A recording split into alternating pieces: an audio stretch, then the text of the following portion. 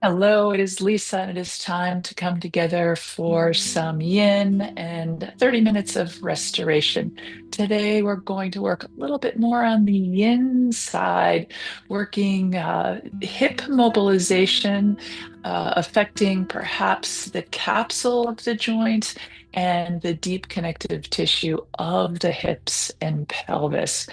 I'm already getting ready after a nice long hike today, a good workout, some stair climbing in there. I've got toe spacers in because I've painted my toenails. It's definitely the end of the day for me.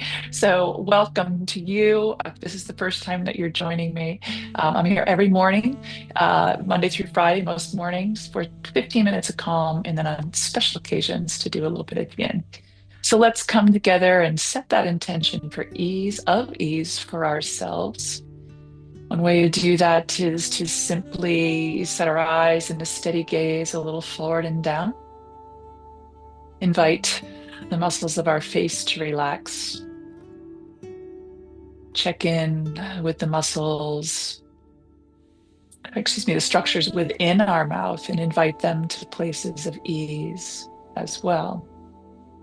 Take a deeper than normal inhale through your nose and exhale with an audible sigh. Do that again and allow yourself to start listening. And again, so you can begin to feel breath, feel breathing, feel sensations in your body, feel emotions. One more just like that. Your next sigh marks the start of your practice for today. I'm sitting in this cross-legged position. If you'd like, you can raise your pelvis up a little bit. I'm going to raise my knees up just a little bit. Seems really comfortable to sit there until I add those blocks and I realize it just offers a little more ease in my hips, which is going to feel good right about now. Check in with a level of ease that is in your body. And if you'd like to invite just a little bit more, the breath practice is in through your nose, out through an imaginary straw.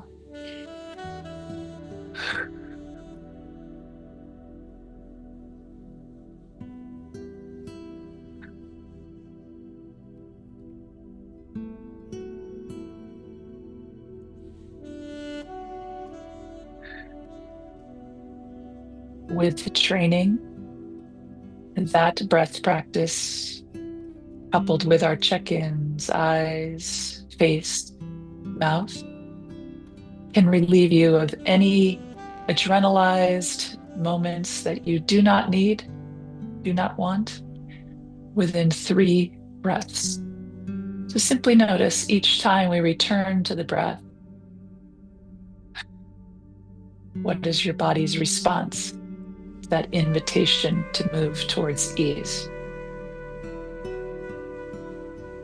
We'll try to do the entire practice today with our breath at ease, signifying that our bodies are staying in ease.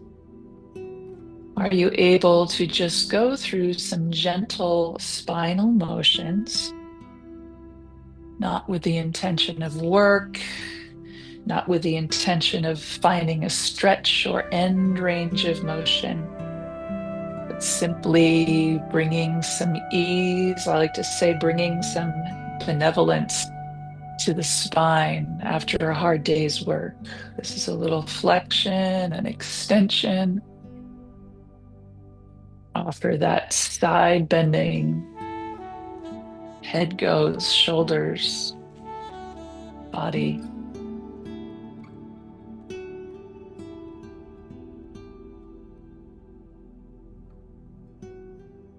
A little bit of rotation, either done all with the torso, no arms. Remember to turn your head, your face, eyes, try to look behind you, body follows. Or gently assist with your arms. And then perhaps close your eyes and let your body just do a combination of those movements any way that your body sees fit. Where are you apt to move? Where are you prone to move?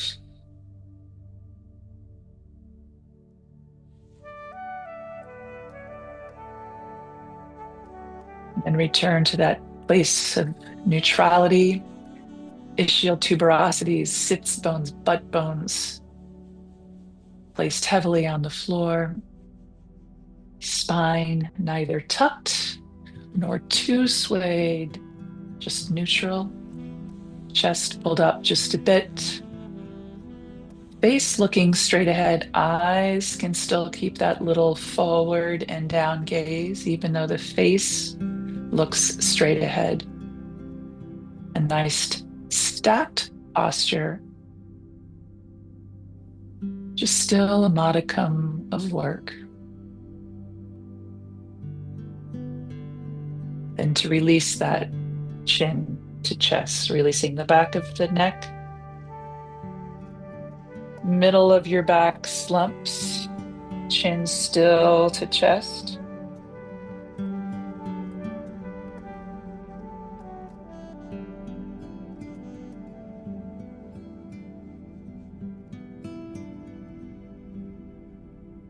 Rise up from there again. Let's move to, some of you know the position as 90-90. There's several 90-90 positions we use in yoga, in corrective exercise, and physical therapy. This in yoga terms would be swastikasana. A swastika originally used as a religious symbol in a lot of religions. It's like a form of a cross. From here, I'm going to use, this is my left arm, I'll say it's your right side. This left pelvis is not sitting on the floor. I'm going to gently tuck my tail underneath as if I could sit that to the floor, but it's not, for me, it's not going to go. I'm going to do a little bit of that cat-cow. So inhale into extension. Exhale as I tuck the tail into flexion.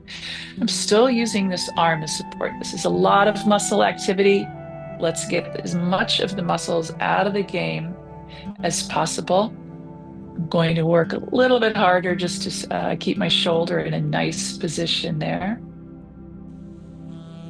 It's a little more work with a bent arm, but probably a little safer on those joints. And as I just flex and extend, you make a C and you'll say, yeah, it's in there.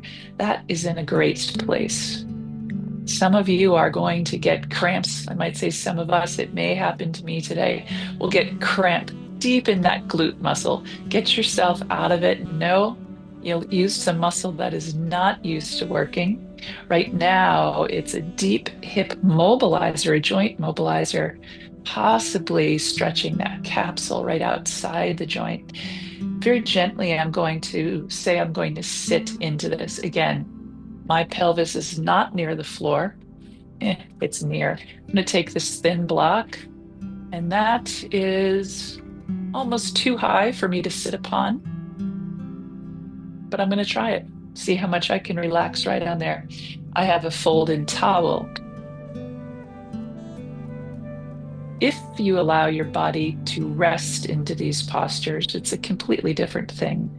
I like to say, how would it feel to be held in these postures? If you were a crying baby or an upset child, we'd like to think that someone would come and hold you so you could relax a little bit, calm your nervous system. And that's what these props do. The prop of my arm allow my muscles to rest. Sitting my pelvis back on that little bit of a block allows most of the muscles to turn off and allows the deeper tissues or the non-elastic muscular fibers to be affected. Here, it's in the form of a stretch in the hip joint.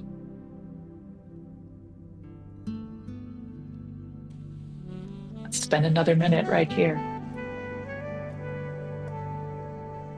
And as you do, check in. How is your body breathing? Body at ease, breathes at ease.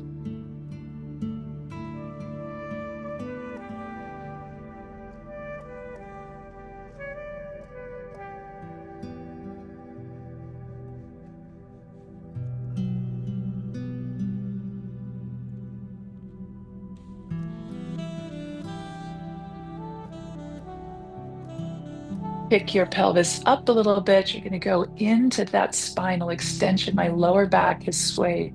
Both hands are going to come out. My chest somewhere over this knee. Maybe a little more here. It's probably not going to be here. I actually have a pillow in front of me. Didn't know I was going to use. If the floor is too far away, bring yourself a prop. Arms could have done it. Blocks can do it. The stretch now is a little more superficial than that last stretch. The front leg glute, to say the buttocks of the right leg for you, will now be stretching. I'll ask a question I've asked before. Could you sit here for 20 minutes? And if the answer is, are you kidding me? Then back out of the stretch and or fall in a little more ease. Again, what we find is if we go into these kindly, nicely, not fighting, not trying to win, not trying to go the farthest, your body's response will be to come into even more ease than you knew you had a minute before, and the body will move on its own.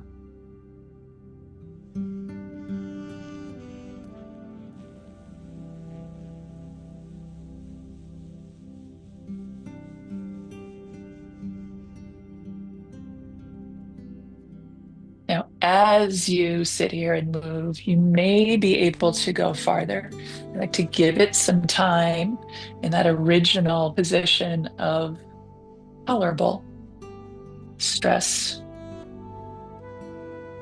I like to say yin yoga is actually a form of elective discomfort, not elective pain, elective just out of the comfort zone.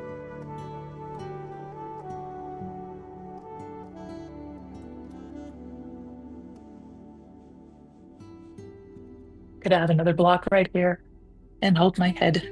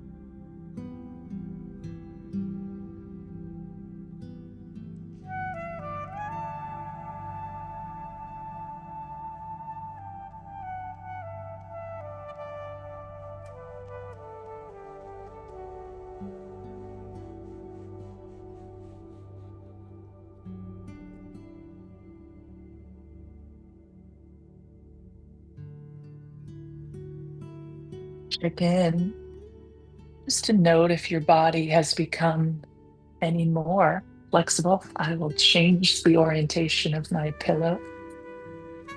Way more supportive right here. And with that last one, I have garnered that little bit of cramp. I'm going to move out of it.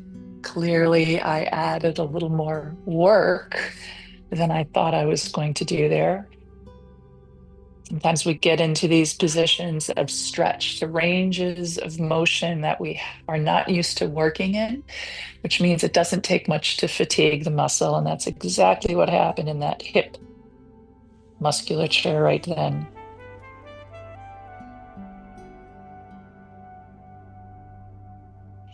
As you already use your hands to push you up from here, come back and take that block out to that flexion and extension of the pelvis.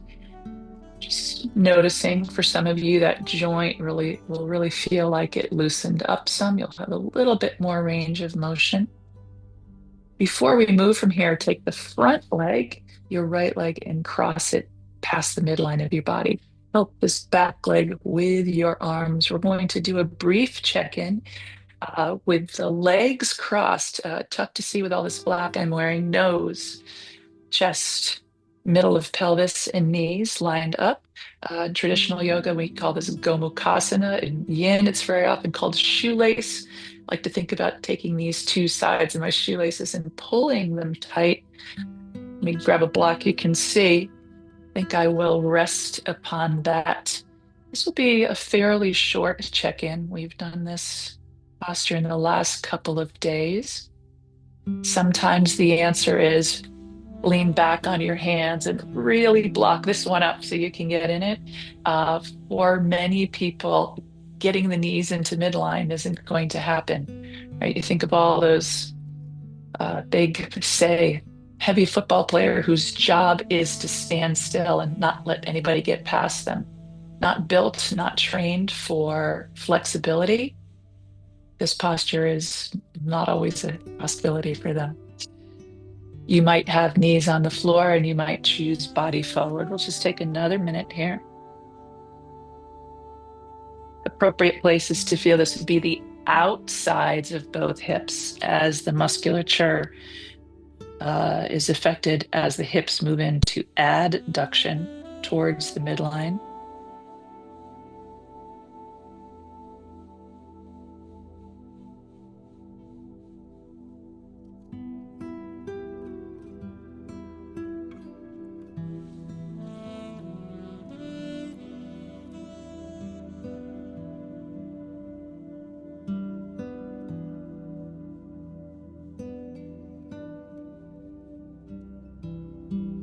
And round up from there a bit. I'm going to take the block out. I'm going to help my legs out of these positions. Again, they're working in a new end of range of motion. May not have a lot of strength there. Shake out a little bit, and then we'll come into the opposite side, 90-90. For you, that will be left. If you're mirroring me, your left leg in front. The other day, we did a double triangle position, a little bit different. 90-90 can be, you can have a greater effect on these hip joints themselves in this position. I'm moving right into it. I'm going to correct myself. I just looked down and my leg was coming forward, like everything at 90 degrees here. And then I'll notice the difficulty. I like to say our brains are not idiots. They will try to find an easier path. And that back leg coming forward would have been gentler on the body. Of course, it is an option too. I'm going to move into this gentle flexion and extension. I'm able to speak with ease, so I know that my breath is at ease. Check in with yours as well as our face check-ins, eyes, face, and mouth. You're ready, just have a gentle lean back. It's tail tucked, lumbar, a little bit of lumbar flexion. I've got a block. If I'd like it, I can put it right underneath my back, bum. Put a little weight right on that and relieve myself of any work.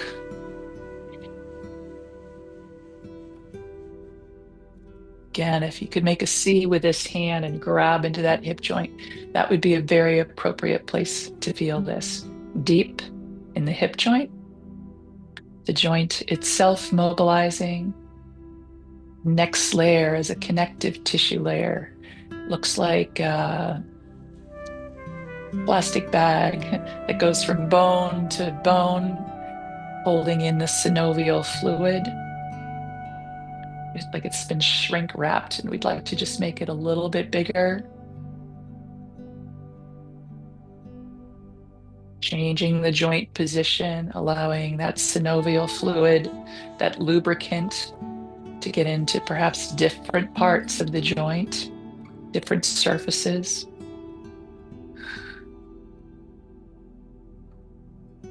And when you're ready, the block can come out, body's coming forward. I'm going to start definitely on arms. I always forget to tell you, this bolster can come right up on your legs and you can hang from there. What is comfortable? What do you have available? Start right here.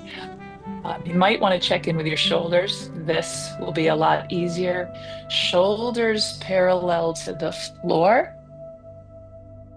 offers more stretch or change of that in that joint motion. We're looking for tension in the form of a stretch. We're referring to the connective tissue. We don't call it stretching because it's not elastic. We put a tension on it in the form of a stretch, and then what we find is in these tissues that have plastic properties, like stretching saran wrap, that we can increase the length, the size, can expand the tissue a bit with these submaximal stretches in the absence of muscular work. Perhaps block for head. You can always use your hands.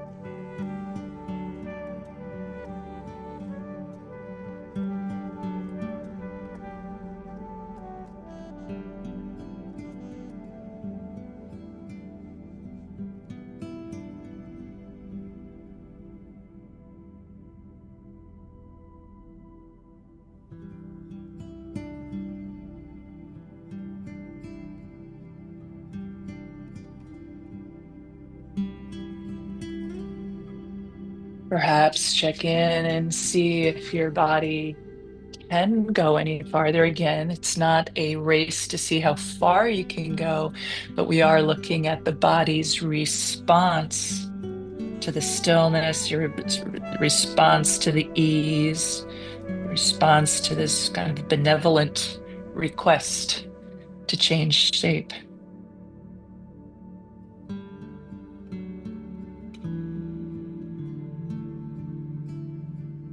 And as you find your way out of here, you're going to push yourself up. That front leg, your left one, is going to cross a little bit more over. Help this back leg up and around. It hasn't seen that position for a while. We're looking for knees to cross. That was a much too valiant effort on my part. I pulled my legs together, got a little bit of a cramp, got it to relax. Let me find a block that you can see. You can't. We're going with a little more black. This Gomukhasana, this shoelace position. I'm going to take my ankles as if I could just spread them a little farther. Ideally, lined up with the center of your body.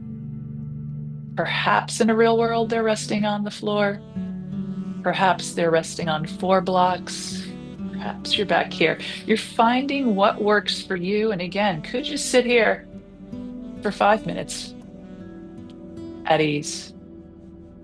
Maybe with a smile, or if not, relax the muscles of the face and the mouth and the eyes, those 3 helper check-ins that help to access the power of the vagus nerve, that nerve that is our ticket to ease and calm, our ticket to the parasympathetic ease state.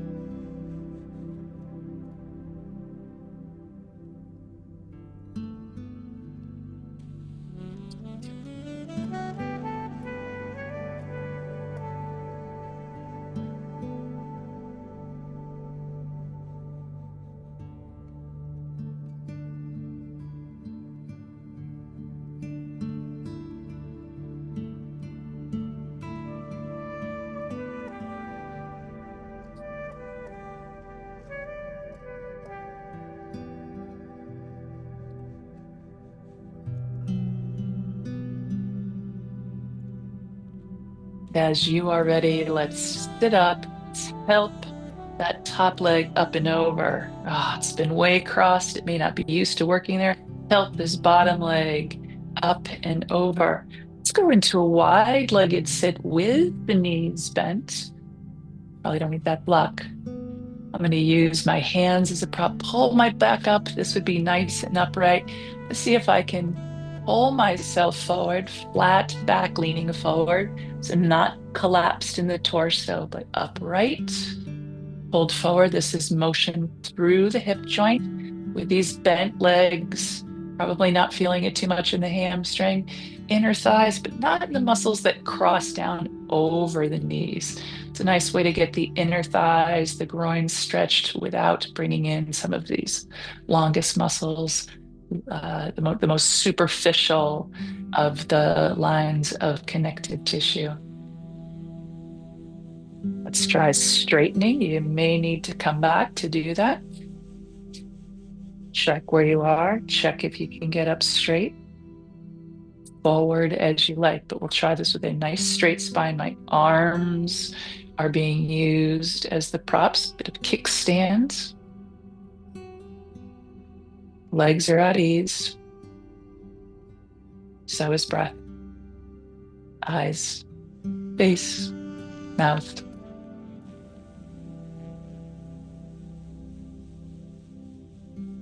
Help your knees bend one last time. We'll come back into, if it's a good choice for you, that cross-legged position that we started in.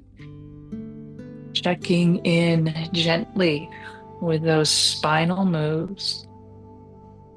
Seeing how your hips, your lumbar spine in particular, grab a little rotation.